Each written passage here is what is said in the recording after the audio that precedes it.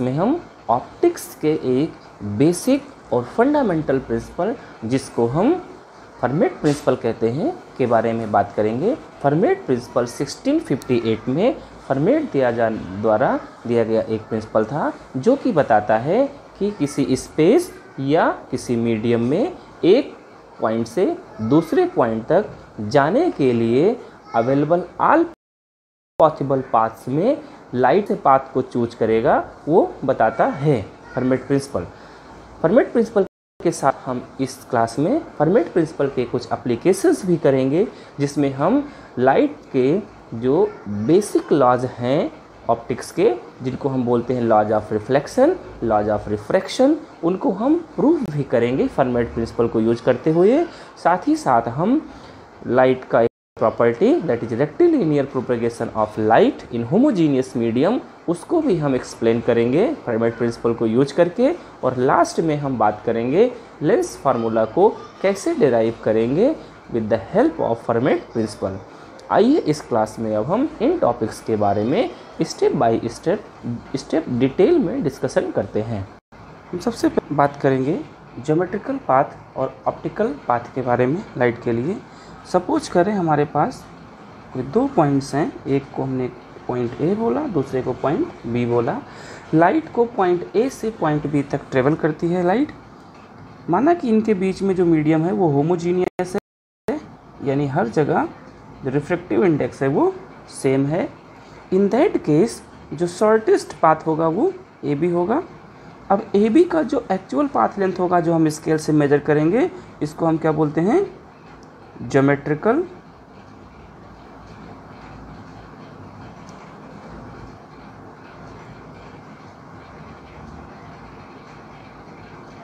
Path.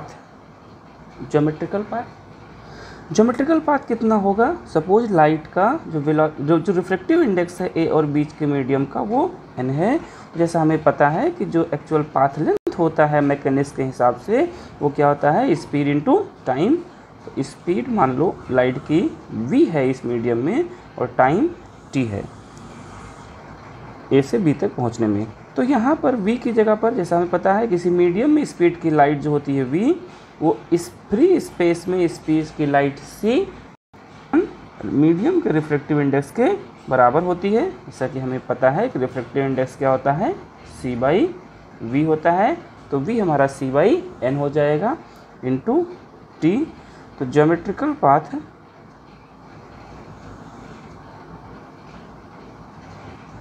हो गया c by N, c into T by N. अब यहाँ पर जो ये c इंटू टी है, ये टर्म क्या है, ये क्या रिप्रेजेंट करता है कि जितने टाइम में लाइट ए से बी तक पहुँचने में लगाता है टी, उतने ही टाइम में लाइट अगर फ्री स्पेस में चलती तो कितना दूरी तय कर लेती, वो क्या होती, c into T.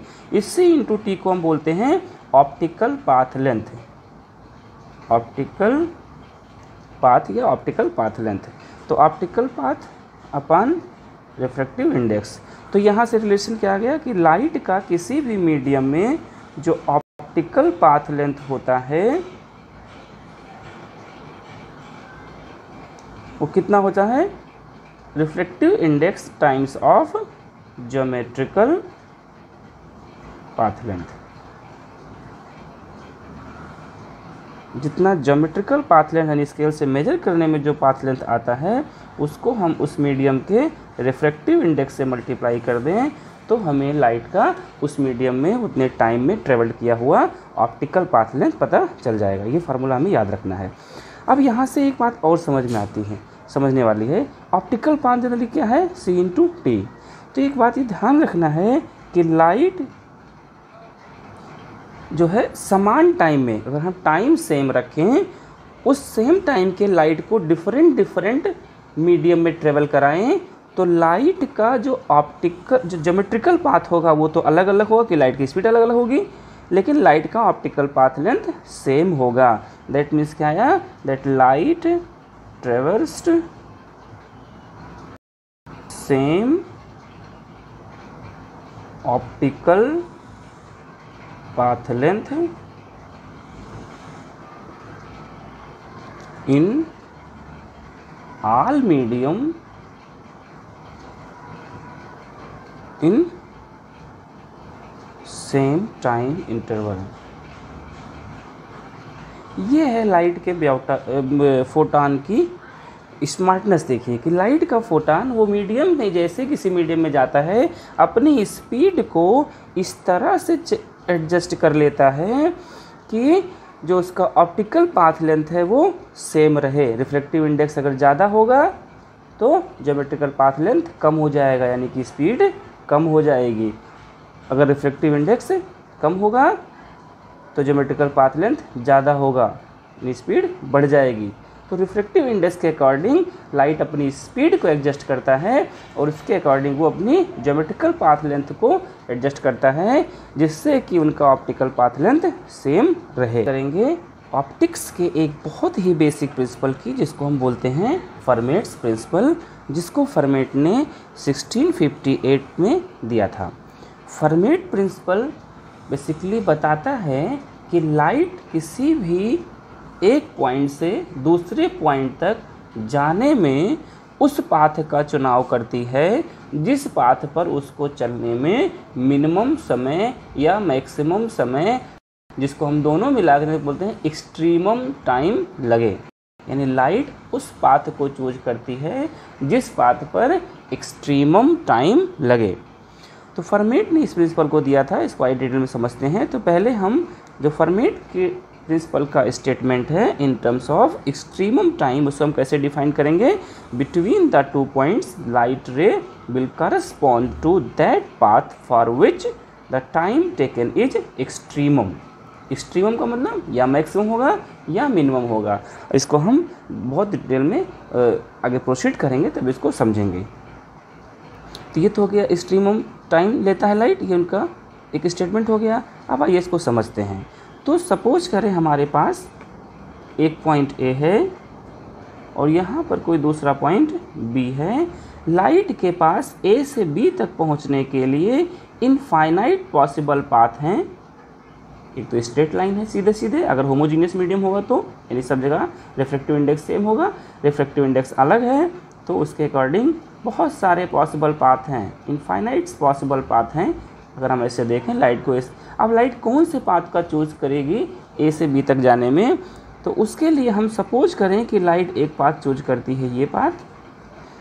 Suppose medium हमारा क्या है, नॉन होमोजीनियस है। नॉन होमोजीनियस यानी रिफ्लेक्टिव इंडेक्स हर जगह अलग अलग है। तो इसके हम एक छोटे से पार्ट को ले लें, एक स्मॉल पाथ एलिमेंट ले लें डी एफ। लेट इस पाथ एलिमेंट पर यहाँ पर जो रिफ्लेक्टिव इंडेक्स है सपोज वो n है। इस केस में लाइट को a से b तक पहुँचने में जो टाइम c लगेगा, जो टाइम को हम मान लो टाउ से दिखाएं, तो टाइम टाउ जो है वो कितना लगेगा। टाइम क्या होता है, टोटल ऑप्टिकल पाथ निकाल लें और उसको टाइम से उसको वेलोसिटी से डिवाइड कर दें। तो ऑप्टिकल पाथ कितना हो जाएगा, रिफ्लेक्टिव इंडेक्स n है इस पाथ एलिमेंट में, ds उसका ज्योमेट्रिकल लेंथ है, तो n ds इस छोटे से पाथ का ऑप्टिकल लेंथ हो जाएगा। और टोटल पाथ का निकालना है तो हम इसको इंटीग्रेट कर दें, कहाँ से, a से b तक। तो ये हमारा टोटल a से b तक का इस पाथ का हमारा ऑप्टिकल लेंथ हो जाएगा। और इसको हम रिफ्लेक्टिव इंडेक्स से डिवाइड, स्पीड ऑफ लाइट से डिवाइड कर दें, तो पाथ अपान स्पीड क्या मिल जाएगा हमको, टाइम मिल जाएगा। तो ये टाइम जो टाउ है ये डिफरेंट पाथ्स के लिए डिफरेंट होगा। अब लाइट केवल उसी पाथ को फॉलो करेगी जिस पाथ के लिए ये टाइम टाउ जो है एक्सट्रीमम हो। That means for the tau extremum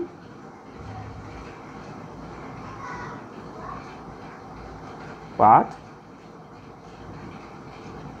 will be preferred।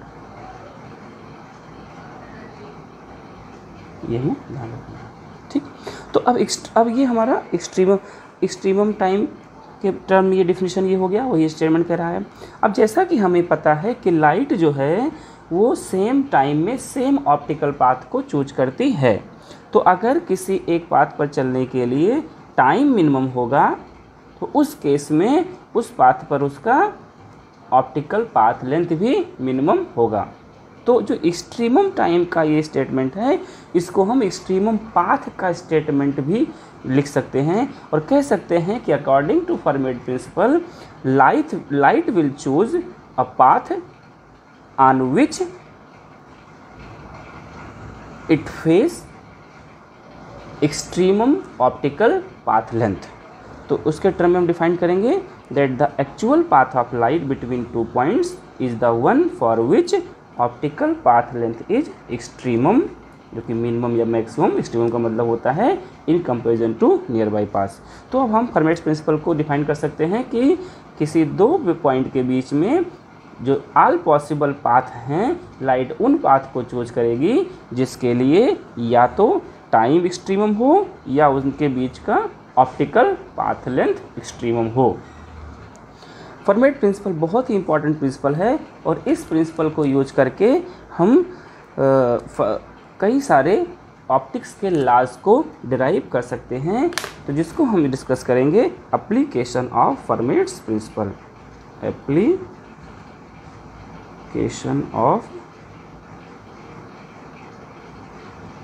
Formats. तो जो इसका फर्स्ट एप्लीकेशन हम जिसको हम बात करेंगे जिसके बारे में, that is rectilinear propagation of light in homogeneous medium. जैसा हमें पता है कि लाइट होमोजीनियस मीडियम में, यानी जिनका रिफ्लेक्टिव इंडेक्स चेंज नहीं होता है, उस मीडियम में से स्ट्रेट लाइन में ट्रेवल करती है। Rectilinear propagation of light in homogeneous medium. आइए हम इसको देखते हैं कैसे फर्मेट्स प्रिंसिपल पे लाइट की ये प्रॉपर्टी जो है वो एक्सप्लेन की जाएगी। तो सपोज करें कि हमारे पास एक पॉइंट ये है, एक पॉइंट बी है। ए से बी, तो यहाँ पर कोई लाइट सोर्स रखा हुआ है। इस लाइट सोर्स से लाइट निकल करके और बी तक लाइट जाएगी। लाइट के पास बहुत सारे पॉसिबल पाथ है जाने के लिए। कौन से पाथ को चूज करेगी लाइट रे? हमने पढ़ा फर्मेट प्रिंसिपल के अकॉर्डिंग लीस्ट टाइम वाला या लीस्ट पाथ लेंथ वाला, क्योंकि ए और बी के बीच मीडियम होमोजीनियस है। तो होमोजीनियस मीडियम के लिए एन क्या हो जाएगा? कांस्टेंट हो जाएगा। जैसा हमें पता है वर्टिकल पाथ जो होता है वो टाइप्स ऑफ ज्योमेट्रिकल पाथ होता है, यानी कि जिसके लिए ज्योमेट्रिकल पाथ मिनिमम होगा, अगर n कांस्टेंट हो गया तो जिसके लिए ज्योमेट्रिकल पाथ मिनिमम होगा उसी के लिए ऑप्टिकल पाथ भी मिनिमम होगा। तो हाँ, जैसा हमें पता है कि किसी भी स्पेस में दो पॉइंट के बीच में जो ज्योमेट्रिकल पाथ होता है वो क्या होता है? स्ट्रेट लाइन होता है। तो n कांस्टेंट है, शॉर्टेस्ट पाथ क्या हुआ? ज्योमेट्रिकल पाथ स्ट्रेट लाइन हुआ। इसीलिए जो शॉर्टेस्ट ऑप्टिकल पाथ भी होगा वो क्या होगा? हमारा स्ट्रेट लाइन ही होगा। That's why light travel in straight line in homogeneous medium. So because for homogeneous medium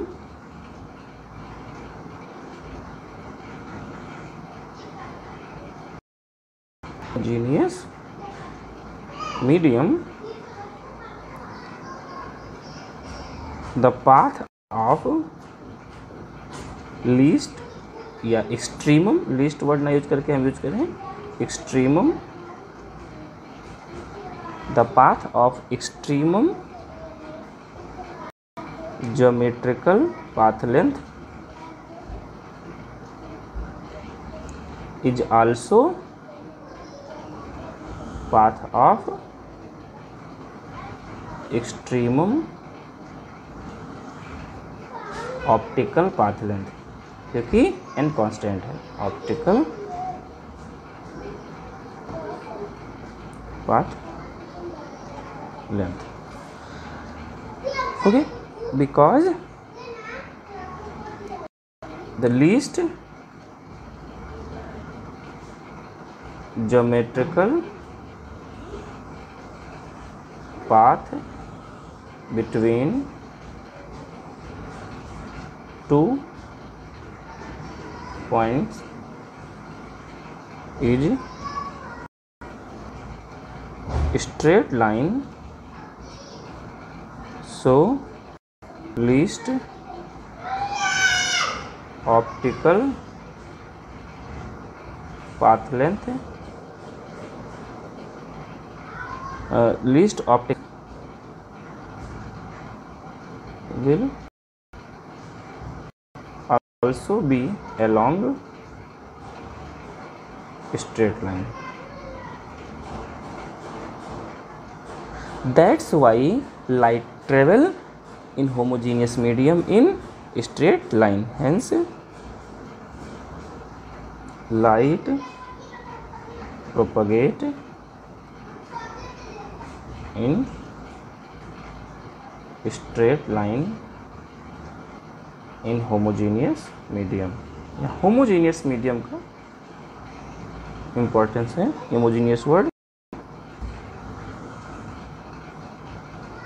is it clear? Okay, so अब हम बात करते हैं नेक्स्ट इम्पॉर्टेंट एप्लीकेशन की, दैट इज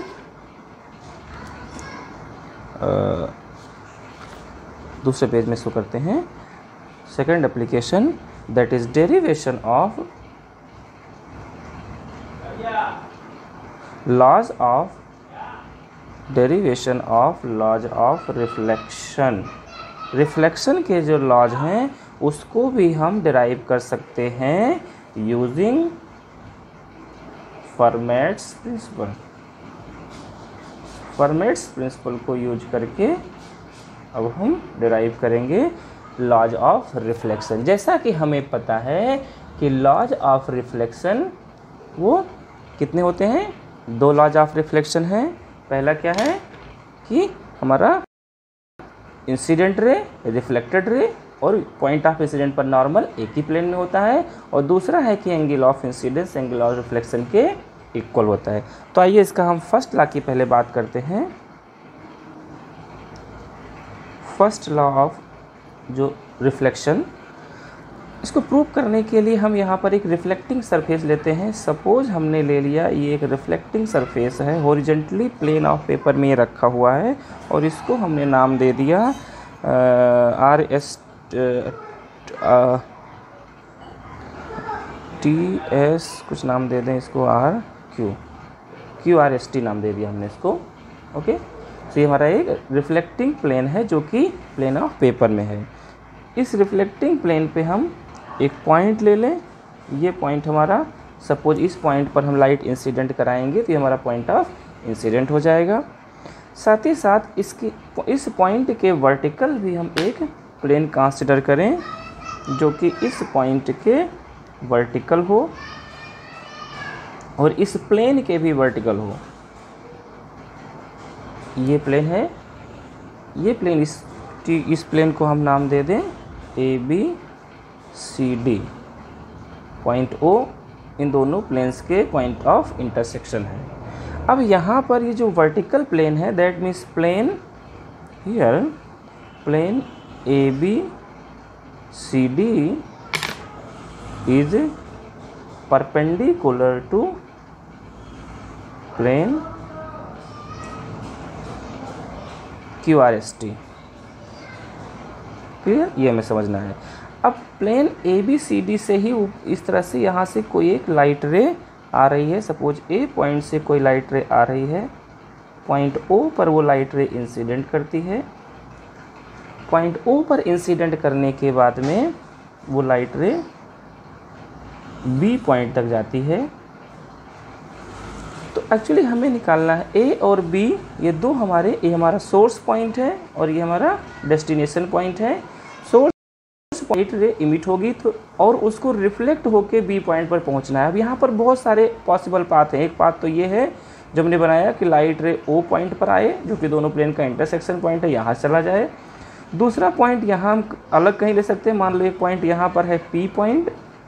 लाइट रे सपोज उस पाथ को न चूज कर इस पाथ से आती है, P पॉइंट पर आती है और फिर P पॉइंट से B पॉइंट पर रिफ्लेक्ट होके B पर जाती है. तो बेसिकली यहाँ पर ऐसे बहुत सारे पॉसिबल पाथ होंगे, हम केवल इन 2 पाथ्स की बात करते हैं और इनमें से देखेंगे कि लाइट रे किस पाथ को प्रेफर करेगी। ये पी पॉइंट इस प्लेन में कहीं भी हो सकता है। ओ पॉइंट दोनों प्लेन के पॉइंट ऑफ इंटरसेक्शन है, पॉइंट ऑफ इंसिडेंट भी है। तो इस तरह से ओ पॉइंट दोनों प्लेन में है और पी पॉइंट केवल प्लेन हॉरिजॉन्टल प्लेन में है। अब यहाँ पर अगर हम देखें सो 2 पाथ लिया हमने। एक पाथ हमने लिया कौन सा, ए ओ बी, और दूसरा पाथ क्या है हमारा ए पी बी। अब हमें इन्हीं दोनों पाथ में हमें जो देखना है कि कौन सा पाथ लाइट ऑप्ट करेगा। So consider 2 possible, although there are so many possible, but हम केवल 2 पाथ ले रहे हैं। पर consider 2 path for ray to reach at B from A via reflecting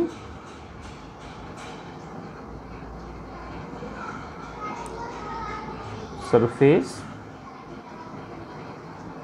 कौन सा रिफ्लेक्टिंग सरफेस हमने लिया है, QRST। ए से बी तक जाना है रिफ्लेक्टिंग सरफेस से रिफ्लेक्ट होने के बाद। और तो हमने कौन कौन से 2 पाथ चूज किए हैं, एक तो लिया हमने ए ओ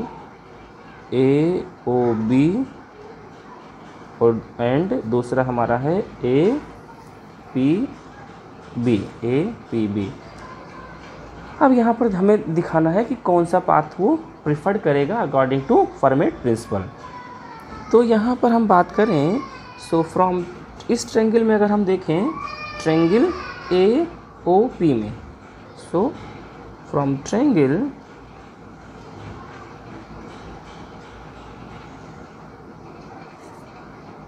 ए ओ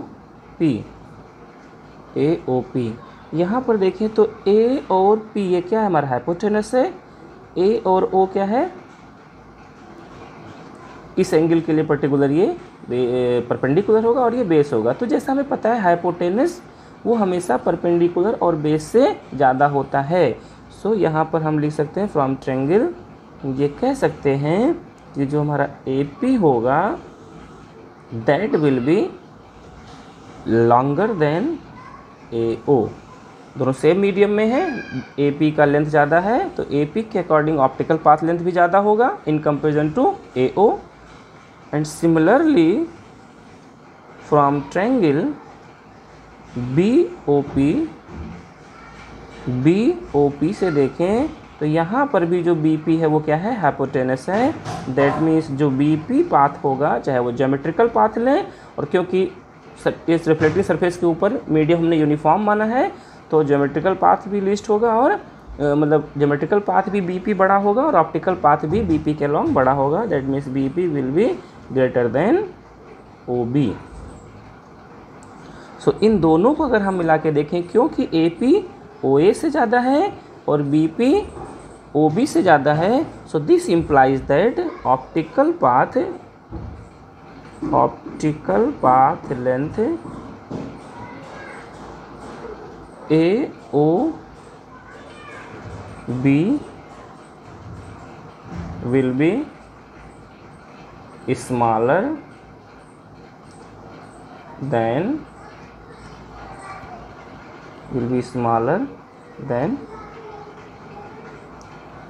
A P B। और इस ए पी बी कंपेरिजन में तो भी स्मॉलर होगा। और अगर हम जितने भी दूसरे पॉइंट सरफेस को कंसीडर करें जो कि ओ पर नहीं, आउट ऑफ प्लेन जो भी पॉइंट्स होंगे उन सब के लिए, and not only smaller and smallest and also smallest path among all other possible ways। तो इस यहाँ हम देख रहे हैं कि ए ओ बी इस ए पी बी से तो स्मॉलर है ही है, साथ साथ और सारे पाथ से स्मॉलर है। दैट मीन्स लाइट चूज करेगा किस पाथ को, ए ओ बी को। So light ray traversed through path A O B. ये क्लियर हो गया। अब यहाँ पर देखें ए ओ बी, ए ओ क्या है, एक A B C D plane में है, इंसिडेंट लाइट है। ओ बी क्या है, रिफ्लेक्टेड लाइट है, वो भी A B C D plane में है। और ओ पॉइंट से अगर हम नॉर्मल ड्रा करें तो वो भी A B C D line में होगा। इसका मतलब क्या हुआ, so ray that is A O reflected ray that is OB and normal at the point of incident O lies in the same plane। हो गया, फर्स्ट लॉ प्रूफ हो गया। अब हम बात का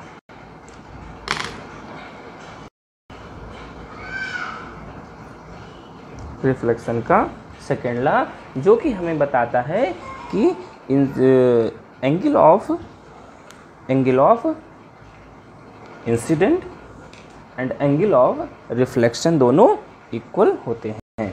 तो इसके लिए हम सपोज यहाँ पर हम क्या करें, कंसिडर करें एक रिफ्लेक्टिंग सरफेस। इस तरह से ये हमारा एक कोई रिफ्लेक्टिंग सरफेस है। इस रिफ्लेक्टिंग सरफेस पर एक पॉइंट ले लें, ओ पॉइंट। यहाँ पर सपोज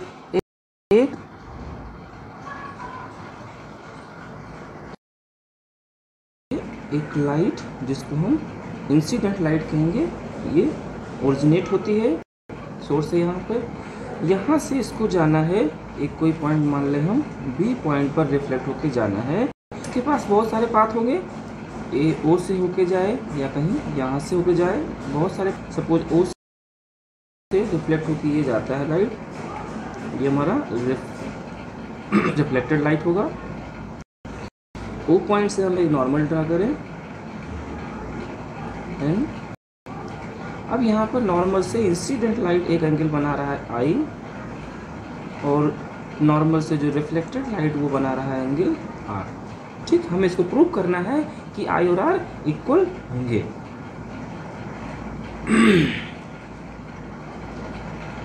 तो फर्मेट प्रिंसिपल से इसको प्रूव करेंगे। यहाँ पर ए से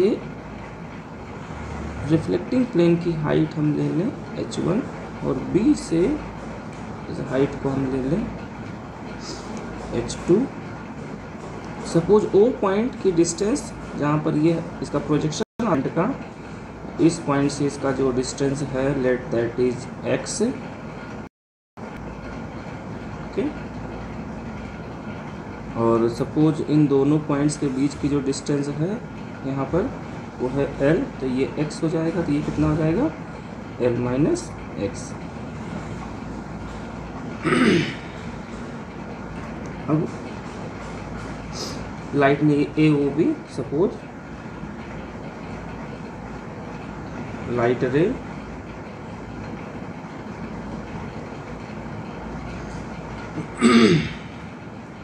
goes through path A O B. In this case, the time taken by the ray to reach at B from A, let that time is small t। ये time कितना होगा, इसको हम निकाल लें।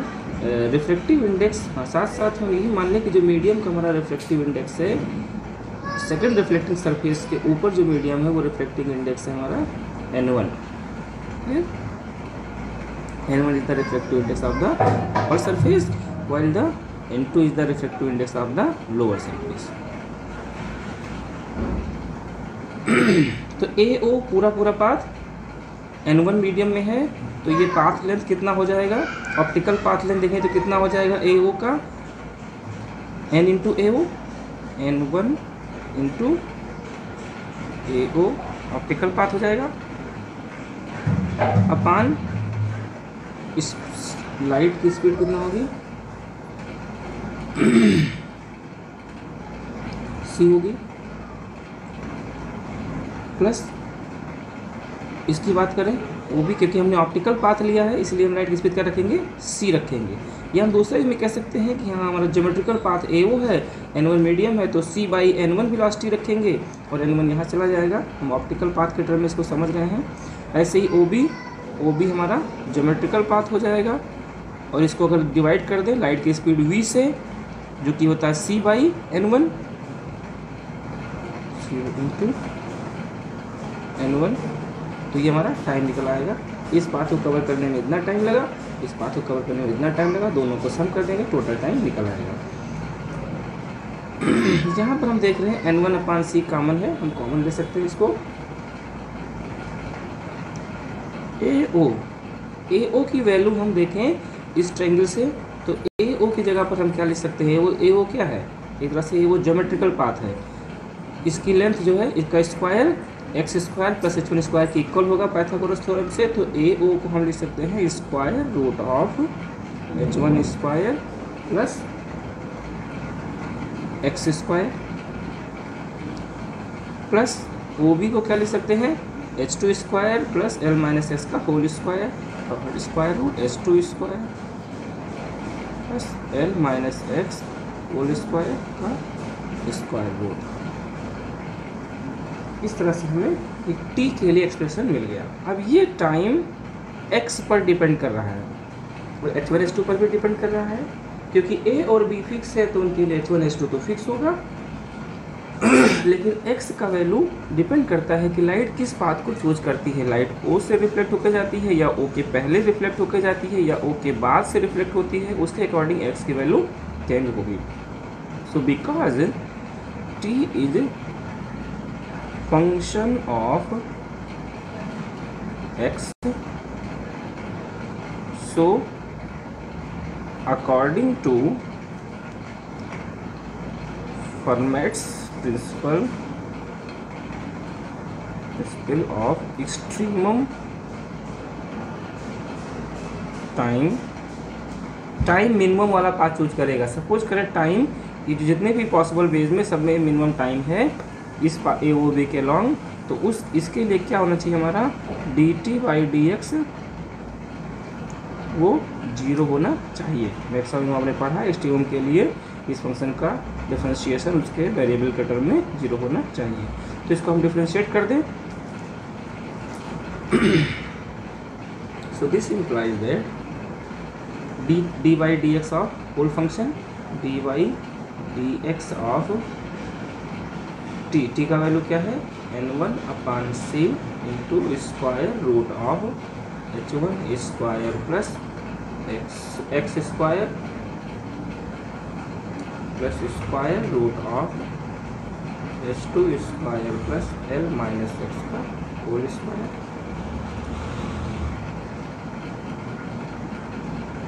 इसको मैं डिफरेंशिएट, ये डिफरेंशिएशन 0 होना चाहिए, इसको डिफरेंशिएट कर दें। सो N1 जो कि रिफ्लेक्टिव इंडेक्स है, C ये कांस्टेंट है, दोनों बाहर हो जाएंगे और इसको डिफरेंशिएट करेंगे तो ये आ जाएगा 1 upon 2 square root of H1 square plus x square into, जब इस डिफरेंशिएट करेंगे हम इस अंदर वाले फंक्शन को H1 क्योंकि कांस्टेंट है ये पॉइंट के लिए, x का differentiation price of x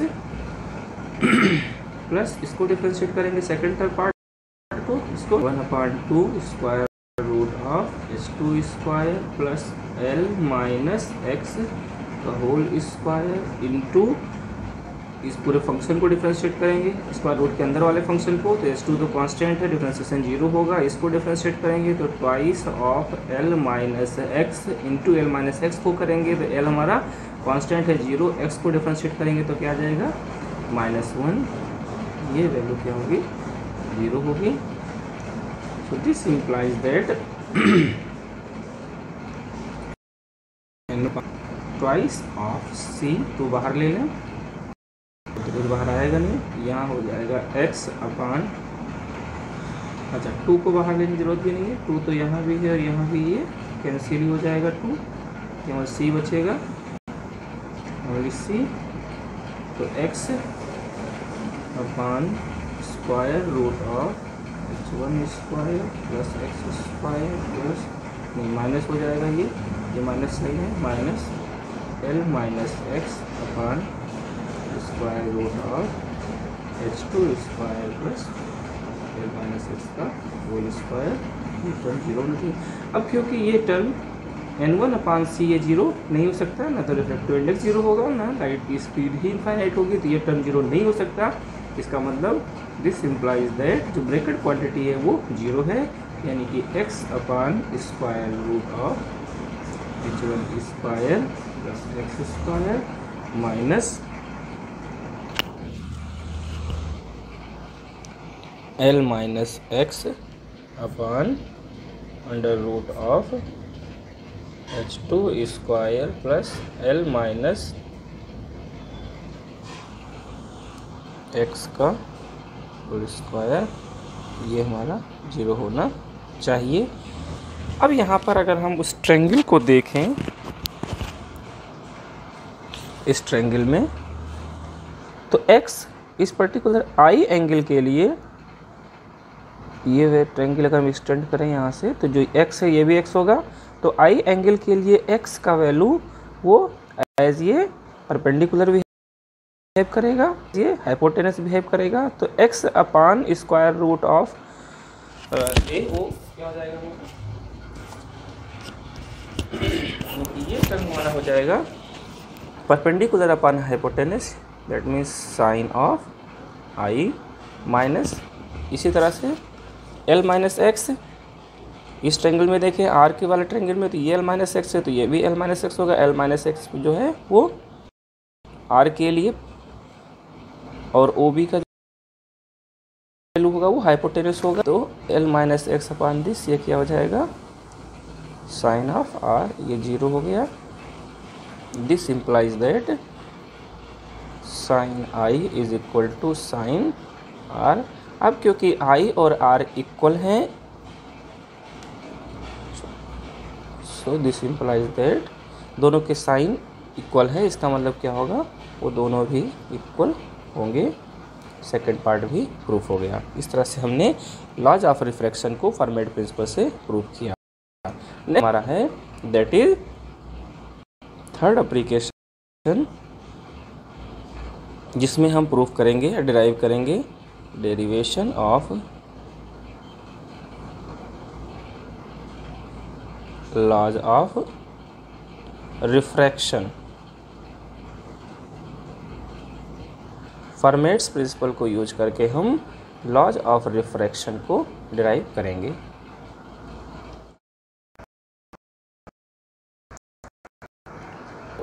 reflect two laws हैं, दोनों लॉज को हम प्रूव करेंगे फर्मेट प्रिंसिपल को यूज करके। सबसे पहले हम फर्स्ट लॉ की बात करते हैं, जो कि हमें बताता है कि angle of incident, angle of refraction and normal at the point of incident तीनों एक ही प्लेन में होते हैं। तो उसके लिए हम सबसे पहले हमने एक दूसरा मीडियम कंसिडर किया जिसका रिफ्रैक्टिव इंडेक्स n2 है, और इसके ऊपर एक मीडियम है, पहला मीडियम, उसका रिफ्रैक्टिव इंडेक्स हमने n1 लिया। अब यहाँ पर हम दो पॉइंट लेते हैं, एक पॉइंट A लेते हैं जो कि n1 मीडियम में है। सपोज सेकंड पॉइंट B है जो कि कहीं दूसरे मीडियम में है। लाइट A पॉइंट से स्टार्ट करेगी और B पॉइंट तक लाइट को जाना है। अब लाइट के पास बहुत सारे पॉसिबल पाथ होंगे। लाइट यहाँ पे आकर के इधर आ सकती है, यहाँ पे आकर के इधर आ सकती है, या यहाँ पे आकर के इधर आ सकती है। बहुत सारे पाथ लाइट के। सपोज लाइट एक पॉइंट हमने O लिया हम सपोज करें कि लाइट हमारा इस पाथ से होके जा रही है,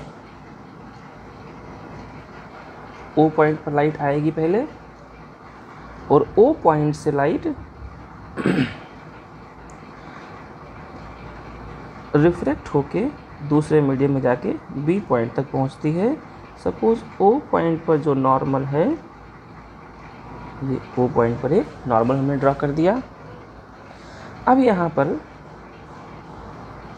बी पॉइंट, और हम इसको ए और बी ऐसा एक प्लेन कंसीडर करें जो कि रिफ्रैक्टिंग सरफेस जो हमारा ये है पी क्यू आर एस, हमारा रिफ्रैक्टिंग सरफेस है। इस रिफ्रैक्टिंग इंटरफेस से परपेंडिकुलर एक प्लेन हम कंसीडर करें,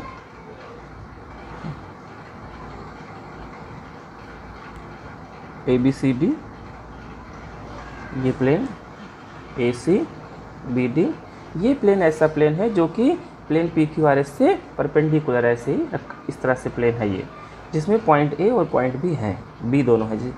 ठीक, एक तो ये पॉसिबल पाथ ही है कि ओ से होके आएगा बी तक पहुँचेगा, और ये ए ओ और ओ बी दोनों इस परपेंडिकुलर प्लेन में रहेंगे।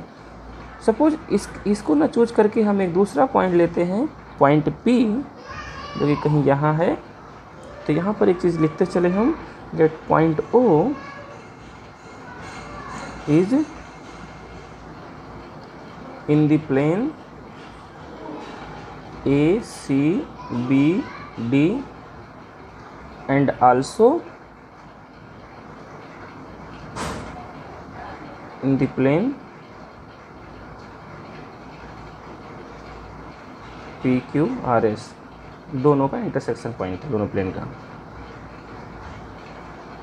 अच्छा, हमने इसको पी क्यू आर एस लिया, तो हम यहाँ पर इसको हम पॉइंट ले लें, एम पॉइंट ले लें, एम, एंड पहला पॉइंट, दूसरा point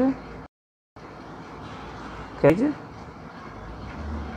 outside the plane A B C D. Capital M plane P Q R S में तो है, लेकिन ये ए बी सी डी में जो वर्टिकल प्लेन है इस प्लेन में नहीं है, इसके बाहर कहीं प्लेन है। सपोज यहाँ पर ये हमारा plane P Q R S हो जाता, तो यहाँ पर एक पॉइंट, और ये हमारा दूसरा परपेंडिकुलर, तो एक पॉइंट तो हमारा यहाँ पर है जो कि दोनों में है, और दूसरा पॉइंट कहीं यहाँ है जो कि इस रिफ्रैक्टिंग सरफेस में तो है, लेकिन इस सरफेस में, इस प्लेन में नहीं है, तो वो पॉइंट एम है। तो एक दूसरा पाथ हम पॉसिबल सपोज करते हैं कि लाइट सपोज इस पाथ से भी आ सकती है, वो ओ से ही होके क्यों आएगी, यहाँ से होके भी आ सकती है हम मान लें, और यहाँ से होके वो भी जाएगी। ओ और एम दोनों किस प्लेन में है, plane P Q R S में है, इस प्लेन में है। तो यहाँ पर दो पाथ हो गया, हमने दो path, so consider two possible, दो पॉसिबल पाथ लिया, दो बहुत सारे पाथ हैं, पॉइंट एम यहाँ यहाँ यहाँ कहीं भी हो सकता है, टू पॉसिबल पाथ्स। एक पाथ कौन सा है, ए ओ बी, एंड दूसरा कौन है, ए एम बी। अब इन दोनों पाथ में कौन से पाथ को प्रेफर्ड करेगा, पहले हम ये देखेंगे। इस पाथ को प्रेफर्ड करेगा अकॉर्डिंग टू फर्मेट प्रिंसिपल, या इस पाथ को प्रेफर्ड करेगा। तो जैसा कि हमें पता है कि अगर हम देखें, so from triangle A O M, इस ट्रायंगल में बात करें तो इस ट्रायंगल के लिए, क्योंकि ये एंगल कितना होगा, 90 डिग्री होगा, बिकॉज ए ओ इस वर्टिकल प्लेन में है, जबकि ओ एम हॉरिजॉन्टल प्लेन में है, P Q R S plane में है, तो ये 90 डिग्री होगा। ये 90 डिग्री होगा तो ये हाइपोटेनस होगा, हाइपोटेनस होगा। So from triangle A O M, A M क्योंकि हाइपोटेनस है तो ये है दोनों साइड से बड़ा होगा, यानी ए एम का path length, geometrical path length, और साथ ही साथ क्योंकि ए एम और ए एन दोनों एक ही मीडियम में है, तो ज्योमेट्रिकल पाथ के साथ साथ हम ऑप्टिकल पाथ भी बोल सकते हैं। तो ये ए एम बड़ा होगा, ग्रेटर देन होगा किसके, ए एन के। इसी तरह से हम बात करें ट्रायंगल ओ बी एम में, इस ट्रायंगल में जो कि दूसरे मीडियम में है, इसमें भी जो हमारा इस मीडियम में देखें तो यहाँ भी ये एंगल 90 डिग्री होगा, यानी कि बी एम बड़ा होगा किसके, ओ बी के। तो इससे क्या डिसाइड हो रहा है, ए एम इससे बड़ा है, ओ बी एम इससे बड़ा है, यानी कि ये बात करें so this implies that path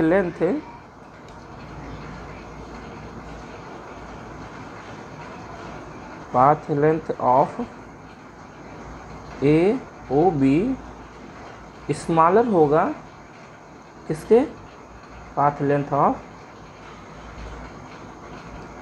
A M B के। ठीक, ए ओ बी ये छोटा होगा किससे, ए एम बी के, क्योंकि ये इससे छोटा है और ये इससे छोटा है, तो ये टोटल पाथ जिस छोटा होगा। So according to Fermat's principal,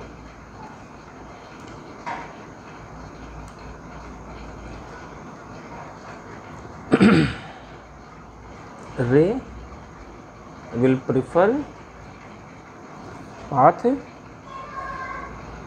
A O B, जिसमें ओ वर्टिकल प्लेन में लाई करता है, A O B in comparison to path A M B. Clear, A O B को, तो एम क्योंकि इस तरह से हम कोई भी पॉइंट ले ले आउट ऑफ प्लेन, उसको उससे ये इन द प्लेन वाला पाथ है उसको प्रेफर करेगा। तो इसका मतलब क्या हुआ, क्योंकि O point A C B D plane में है, इसका मतलब ओ ए लाइन भी इसी प्लेन में होगा, ओ बी लाइन भी इसी प्लेन में होगा और ओ एन लाइन भी इसी प्लेन में होगा। यानी this implies that incident ray comma refracted ray O B and normal at the point of incident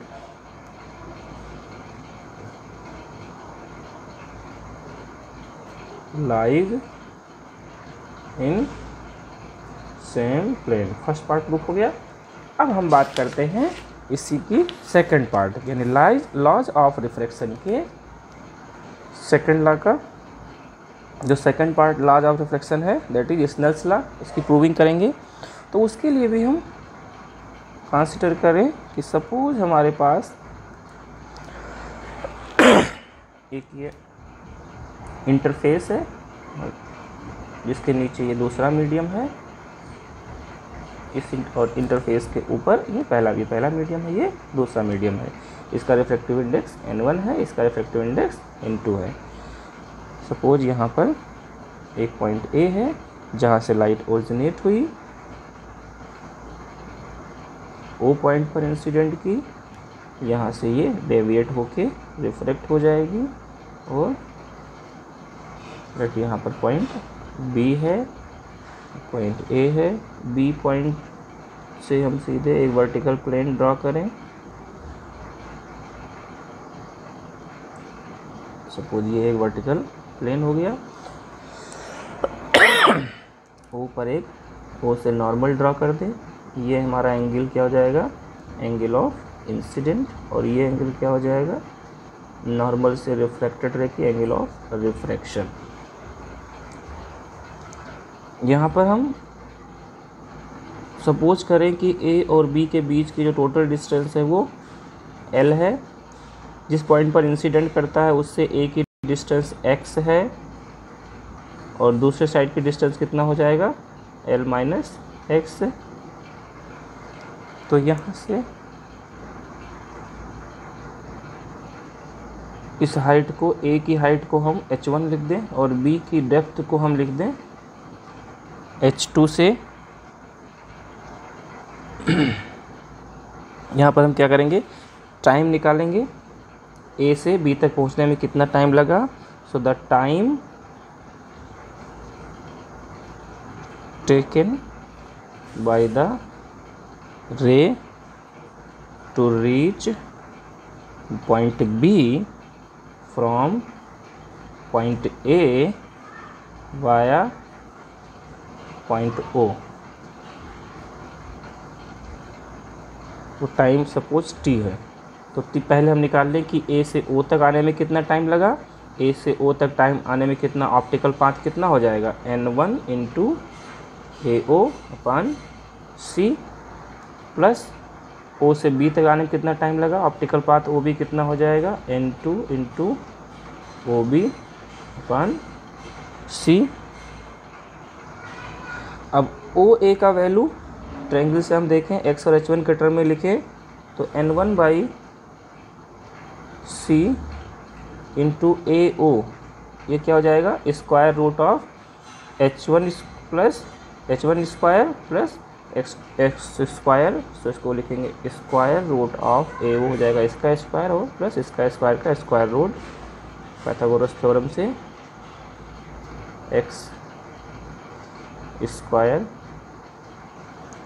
plus ऐसे ही हम ओ बी को लिखेंगे N2 by C into O B हमारा हो जाएगा square root of H2 square plus x का whole square, square root of H2 square plus L minus x का होल स्क्वायर। ये t के लिए एक्सप्रेशन आ गया, because t is function of x, क्योंकि a और b अगर फिक्स पॉइंट हैं तो h1 और h2 और c ये सब क्या होंगे, कांस्टेंट होंगे। n1 इंटू भी कांस्टेंट है, किसका फंक्शन है, x का। x का वैल्यू अलग अलग o पॉइंट ऑफ इंस्टेंस के अकॉर्डिंग चेंज होता रहेगा। o पर आएगा तो ये x होगा, o के पहले भी इंसिडेंट करके यहाँ से आएगा या o के बाद आएगा, उसके अकॉर्डिंग x का वैल्यू चेंज होगा। तो फंक्शन ऑफ x है t for extremum value of t, this dt by dx should be equal to 0। अब dt बाई dx को हम अगर 0 करेंगे, इसका मतलब क्या हुआ, इसको हम डिफ्रेंशिएट करके 0 से बराबर कर दें तो n1 by C into differentiation of this, इसका डिफ्रेंशिएशन कितना हो जाएगा, half square root of h1 square plus x square into इसका डिफ्रेंशिएशन फिर से करेंगे तो क्या आ जाएगा, 2x plus n2 by C into square root half भी आएगा, 2 स्क्वायर रूट का हाफ आएगा और ये हो जाएगा h2 square plus l minus x का होल स्क्वायर इंटू इसको हम डिफ्रेंशिएट करें तो ये तो कांस्टेंट होगा, ये हो जाएगा 2l माइनस एक्स और l माइनस एक्स का करेंगे तो -1, इसको हम इक्वेट कर दें 0 के। यहाँ पर ये 2 और 2 सारे कैंसिल हो जाएंगे, तो हमारे पास क्या बचा, 1/c दोनों टर्म में है तो इसको कॉमन ले सकते हैं, 1/c कॉमन ले लें तो 1 n1 into x upon square root of h1 square plus x square plus n2 into plus नहीं, ये माइनस हो जाएगा क्योंकि ये -1 है यहाँ, इसको हम माइनस कर लें तो minus l minus x upon square root h2 square plus l minus x का होल स्क्वायर, ये 0 के बराबर होगा क्योंकि 1/c 0 नहीं होगा, c एक कांस्टेंट है, इनफाइनाइट नहीं है तो ये 0 नहीं होगा ये टर्म, इसका मतलब ये ब्रैकेट वाला टर्म 0 होगा। So this implies that n1 into x upon square root of h1 square plus x square minus n2 into l minus x upon square root of h2 square plus l minus x का whole square equal to 0। फिर से वही triangle हम देखें तो यहाँ पर इस ट्रायंगल में देखें I के लिए, एंगल I के लिए ये वैल्यू x है तो ये वाला वैल्यू भी x होगा, यानी x जो है वो एंगल I के लिए एज ए परपेंडिकुलर काम करेगा, AO एज ए हाइपोटेनस काम करेगा। तो x upon h1 plus x square को हम लिख सकते हैं क्या, sine of I n1 into sine of I is minus n2 into, इसे यहाँ से देखें l माइनस एक्स ये है, ये एंगल R है तो ये वाला भी इसको एक्सटेंड करें, यही हमारा l माइनस एक्स होगा। तो R के लिए l माइनस एक्स हमारा एज ए परपेंडिकुलर बिहेव करेगा, तो ये हमारा l minus x perpendicular upon hypotenuse, यानी कि ये क्या हो जाएगा, साइन ऑफ R, इसकी वैल्यू 0 है। दिस इम्प्लाइज दैट रीअरेंज कर लें इसको, sine I upon sine R, इसको निकाले इधर शिफ्ट करके, तो ये हो जाएगा N2 अपान N1। क्या गया हमको, इसको हम लिख सकते हैं refractive index of second medium with respect to first medium. तो ये हमारा क्या कहलाता है, स्नेल्स लॉ है, ratio of sine of angle of incidence और एंगल ऑफ रिफ्रैक्शन वो सेकंड मीडियम के रिफ्रैक्टिव इंडेक्स का फर्स्ट मीडियम के टर्म में इक्वल होता है। सो प्रूफ हो गया, दिस इज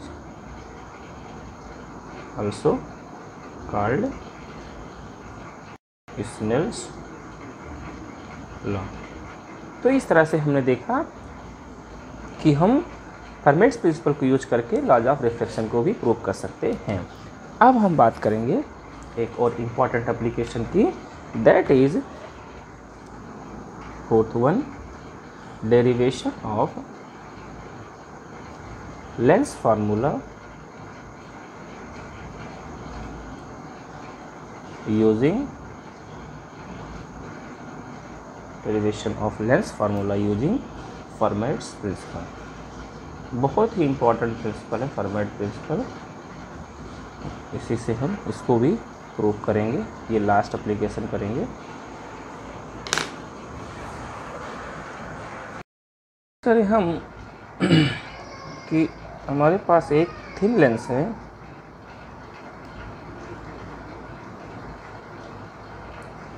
जिसके दोनों पोल्स हैं P1 एंड P2, दोनों रिफ्रैक्टिव सरफेस के पोल्स हैं। जो रिफ्रैक्टिव सरफेस फर्स्ट है, इसका जो सेंटर ऑफ कर्वेचर है दैट इज C1 कहीं इधर है, जो सेकंड रिफ्रैक्टिव सरफेस है उसका सेंटर ऑफ कर्वेचर कहीं इधर है, दैट इज C2। हम कंसिडर करें एक point object A is a point object on this optic axis.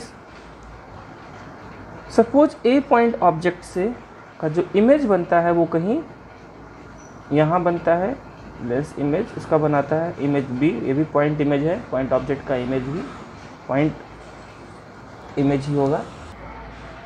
एक लाइट रे सीधे ऑप्टिक एक्सिस से पास होती है, B पर भी पहुंचती है। दूसरा लाइट रे सपोज हम करें इस पास से जाती है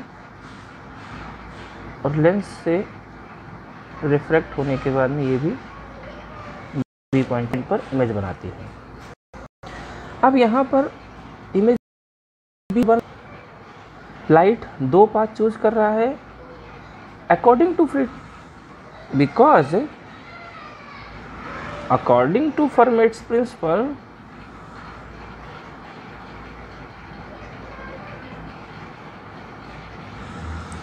light ray always choose least optical least, या जिसको हम एक्सट्रीमम भी बोलते हैं, एक्सट्रीमम पाथ लेंथ। ओके, सो ये दोनों, इसका मतलब क्या हुआ, ये दोनों पाथ क्या है, एक्सट्रीमम पाथ लेंथ है। एक्सट्रीमम पाथ दोनों होंगे यानी दोनों क्या है, इक्वल हैं, दोनों इक्वल होंगे तभी दोनों एक्सट्रीमम होंगे। So this implies that optical path length A, suppose हम इसको O पॉइंट बोल दें, इसको हम बोल दें कोई पॉइंट है Q। So optical path length AQB should be equal to, का दोनों एक्सट्रीमम पाथ होंगे, दोनों के पाथ लेंथ इक्वल होने चाहिए, ऑप्टिकल पाथ लेंथ AOB। अब इस कॉन्सेप्ट को यूज करके हम प्रूव करेंगे मेरे लेंस फार्मूला को। AOB और AQB, AQB को हम क्या लिख सकते हैं, AQ प्लस QB, और ए ओ बी को हम लिख सकते हैं ए पी वन, जो कि आउटर स्पेस में है, मीडियम वन में है, A P one plus P one P two, क्योंकि ये दूसरे मीडियम में है जिसका लेंस का रिफ्रैक्टिव इंडेक्स मान ले हम n है इस आउटर स्पेस के रिलेटिव में, तो ये n times of P1 P2 हो जाएगा। बाहर हमने स्पेस माना है, एयर माना है, तो उसके लिए हम कोई रिफ्रैक्ट ले रहे हैं, और ये रिलेटिव रिफ्रैक्टिव इंडेक्स है लेंस का n P1 P2, n into P1 P2 हो जाएगा इसका ऑप्टिकल पार्ट, प्लस P2B, ये फिर से स्पेस में है तो P2B हो जाएगा, ये इक्वल होना चाहिए। ओके, इसको थोड़ा सा हम और चेंज करेंगे तो हम लिख सकते हैं A Q plus Q B, it should be equal to. अच्छा, इसको आगे प्रोसीड करने से पहले हम यहाँ कुछ अजम्पशंस कर लें। सपोज करें हम जो ए पी वन है, this A P one is equal to x one और P two B, this P two B is equal to x2 ले लें, और साथ ही साथ जो ओ क्यू है इसको हम h ले लें। तो ए पी वन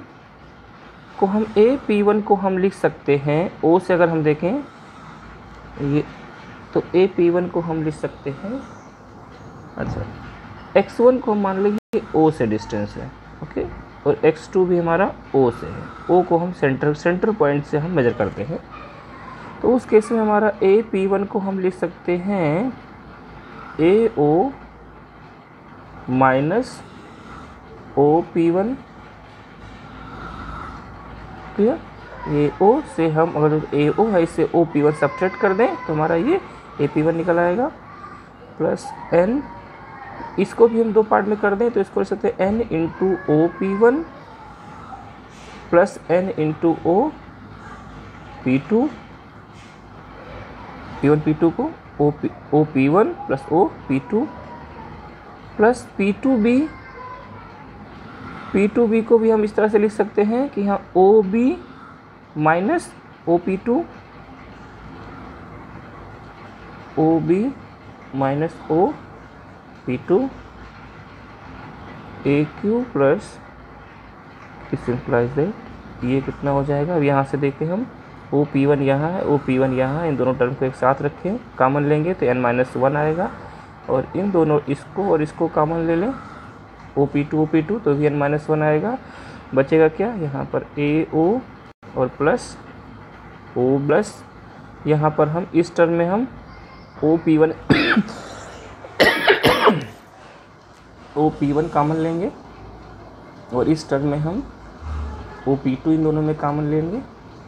इन दोनों जगह पर जो कॉमन टर्म आएगा क्या आएगा, n माइनस वन। तो ये हमारा एक इक्वेशन बन गया, इसको हम कह देते हैं let this is equation one.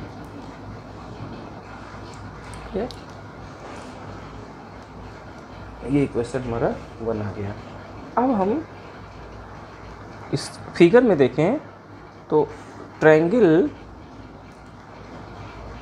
A Q O में देखें तो ट्रायंगल ए क्यू ओ, यहाँ से हम ए क्यू की वैल्यू क्या लिख सकते हैं, ए क्यू की value this square plus this square का square root, that means A Q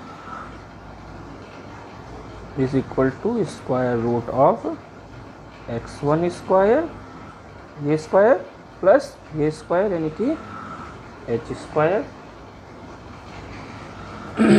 अच्छा, इसको हम थोड़ा और सिंप्लीफाई करें तो एक्स स्क्वायर को अगर हम बाहर ले लें x1 स्क्वायर को तो x1 बाहर चला जाएगा, यहाँ बचेगा 1 plus h square x1 square की पावर हाफ, क्योंकि x1 अगर हम लेंस का अपर्चर बहुत ज़्यादा नहीं लेते हैं, बहुत बिग अपर्चर नहीं लेते हैं, उस केस में h का वैल्यू x1 के कंपैरिजन में बहुत कम होगा, यानी कि ये जो हायर ऑर्डर टर्म है ये ऑलरेडी बहुत, इससे जो इसको एक्सपेंड कर दें ओके, तो हम इसको लिख सकते हैं x1 तो बाहर है, यहाँ से आ जाएगा 1 प्लस हाफ एच स्क्वायर अपान x1 स्क्वायर प्लस, और हायर ऑर्डर टर्म आएंगे अगर हम power n plus 1 plus x power n में इसके टर्म में इसको एक्सपेंड करें, लेकिन हम हायर ऑर्डर टर्म को इग्नोर कर देंगे because similarly from triangle this triangle QOB से हम लिख सकते हैं क्या, QB will be equal to x2, इसको हम निकालेंगे नहीं, इस तरह से हम इसको निकाल सकते हैं, डायरेक्ट लिखेंगे 1 प्लस हाफ एच स्क्वायर अपान x2 स्क्वायर। तो इस तरह से हमने AQ और QB की वैल्यू निकाल लिया। Putting these values in equation 1, अब हम इन वैल्यूज को इक्वेशन 1 में पुट करेंगे। पुटिंग दीज वैल्यूज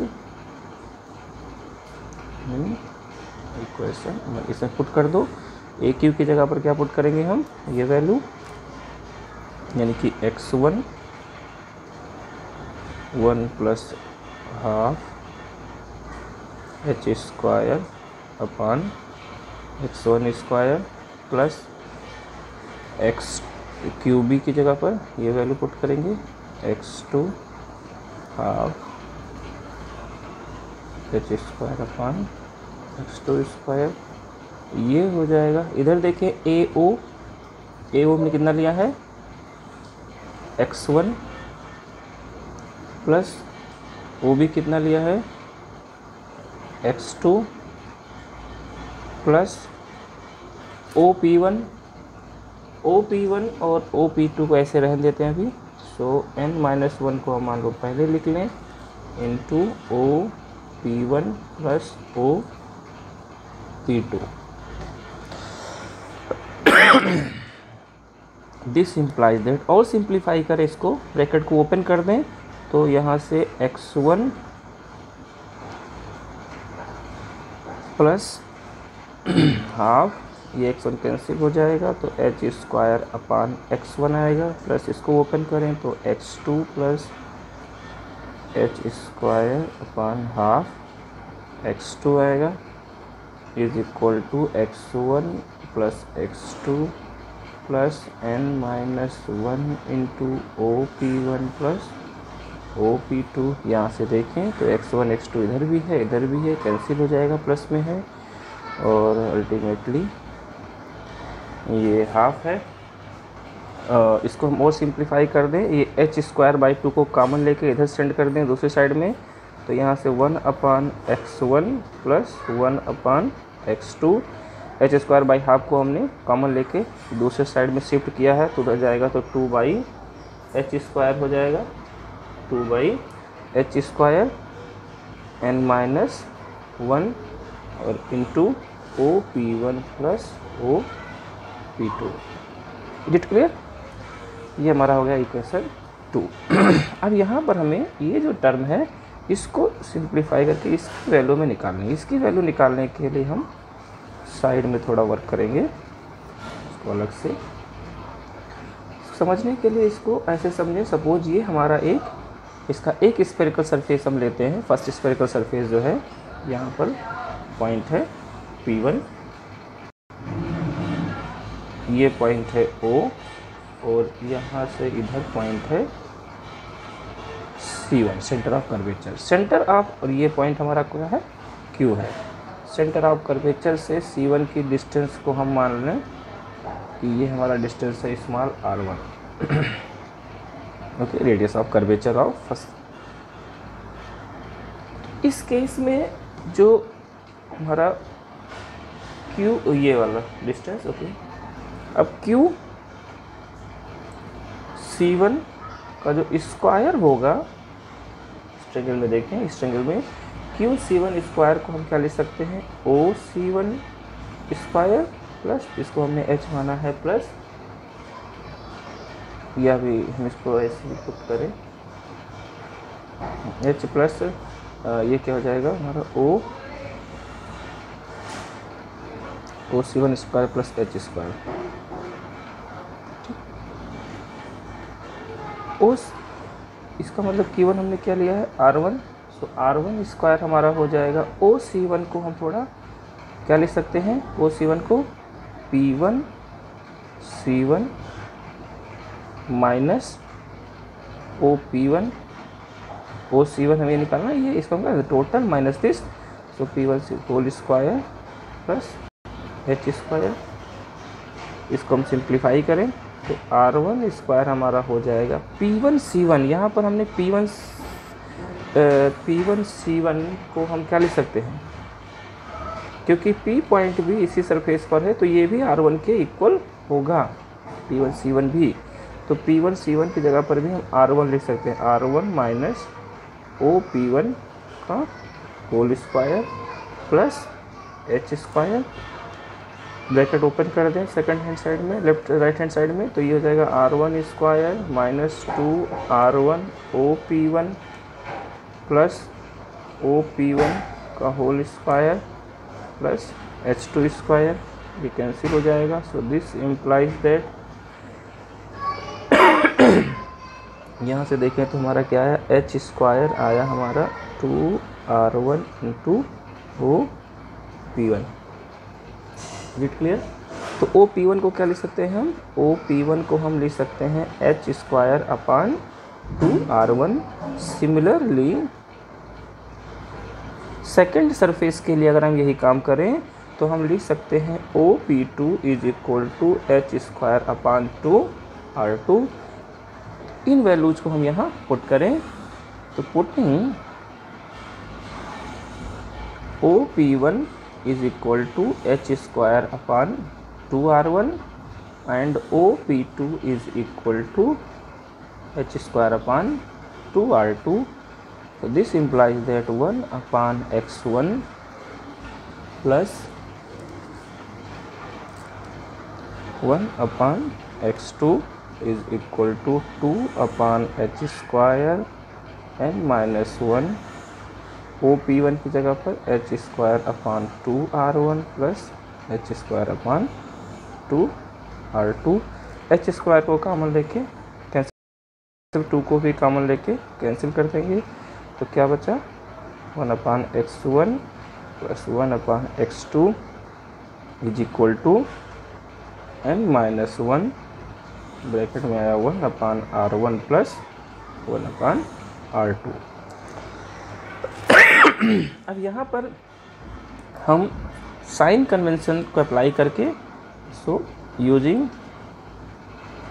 प्रॉपर, अभी तक हमने कहीं साइन कन्वेंशन नहीं यूज किया है, यहाँ यूज करेंगे using proper sign convention and putting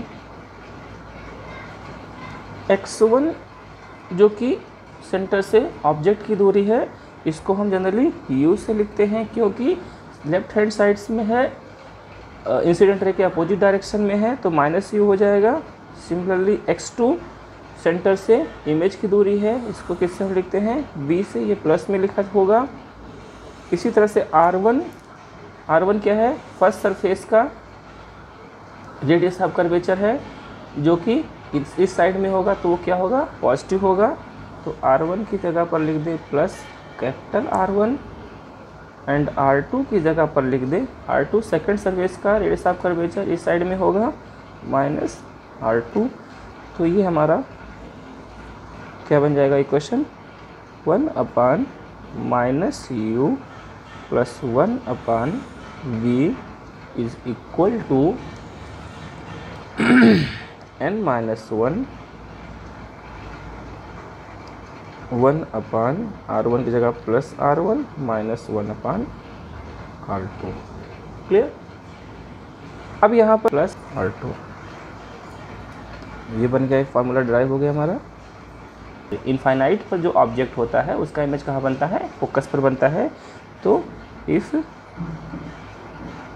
U is equal to minus infinite then V is equal to F, put कर दें तो ये हो जाएगा 1 upon F is equal to n minus 1 into 1 upon R1 minus 1 upon R2, जो हमारा lens formula है या इसको हम लेंस मेकर्स फार्मूला भी कहते हैं। इस तरह से हमने इसको प्रूव कर दिया। तो ये फर्मेट प्रिंसिपल का हमने जो ऑप्टिकल लीस्ट ऑप्टिकल पाथ या एक्सट्रीम ऑप्टिकल पाथ के कॉन्सेप्ट को यूज करके हमने इसको डिराइव किया। तो इस तरह से हम फर्मेट प्रिंसिपल को यूज करके लेंस फार्मूला को भी डिराइव कर सकते हैं।